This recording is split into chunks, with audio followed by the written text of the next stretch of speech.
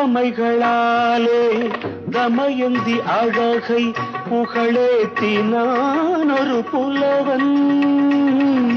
உவமைகளாலே தமயந்தி அழகை புகழேத்தினான் ஒரு புலவன். கவிதைகளாலே தசரதன் மகனை உருவாக்கினான் ஒரு கவிஞன். கவிதைகளாலே தசரதன் மகனை உருவாக்கினான் ஒரு கவிஞன். உவமைகள் எல்லாம் உயர்ந்தவை அல்ல, உன்